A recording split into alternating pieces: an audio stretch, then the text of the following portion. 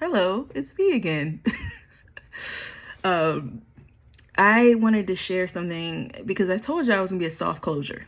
I wanted to share something really quick about a DM I got that I felt like was such a good question, and I think in that exchange, I wanted to share about that exchange, and so this is not about IHOP necessarily, but it is a conversation precipitated by somebody who was there when I was there, who I really respected, actually. So I'm going to try to break down this in a couple sections. So, what the email said was, Denise, I have a real question about your IHOP narcissism post.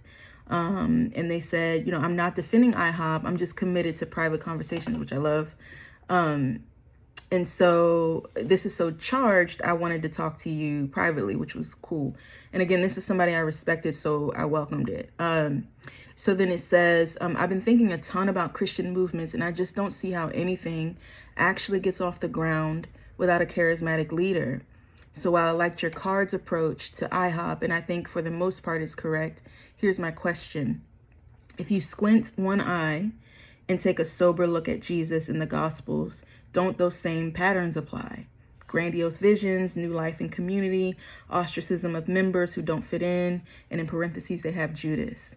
So I want to share with you what I said, and then maybe kind of break down my reasoning in that. So give me a sec.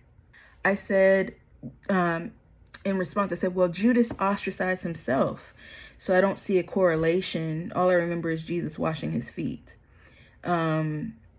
And then I said, I didn't make that list. That list was like textbook in my psychology and religious trauma books. And so there's people who've been working on it and doing like a lot of research in that arena. And those are the typical things that happen.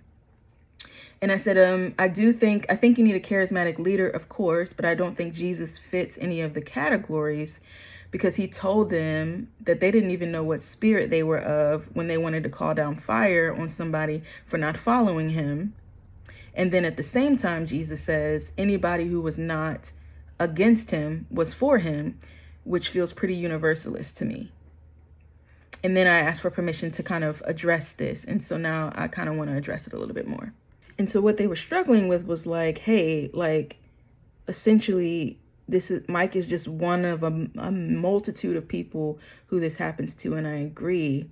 And I think this is kind of falling in line with what I've been talking about with whiteness. So I need you to hang with me a little bit, because what whiteness does is, first, it's not an ethnicity, it's an ideology, it's a technology that was created here, socially constructed here in America, to categorize people and to build power, because you can't be on top unless someone's on the bottom. And so the reality that I think is happening is that American Christianity has been largely introduced by white Protestant men. And we know that America was built on the destruction of natives, the forced labor of Africans. And so when you think about how they're interpreting Jesus, they're bringing that social location to their interpretation of Jesus. So of course it looks like Jesus is a charismatic leader who's starting a new movement, who is wanting to start a whole new religion of people who are really committed to what God is really doing. But what happens when you do that is that you rip Jesus from rootedness in Palestine, that Jesus was a Jewish rabbi who was actually taking the teachings of Hillel and moving them forward. And so Jesus was a Jew, and the people that followed Jesus were Jewish. They were not Christian, right? If anything, the charismatic leader that arises to kind of start this new thing and this big idea would have been Paul's interpretation of Jesus and what happens in the rest of the New Testament. And so those are things we have to think about, because I think we've learned most of the stuff that we know about God, about scripture, from people who brought their social location to bear on the text.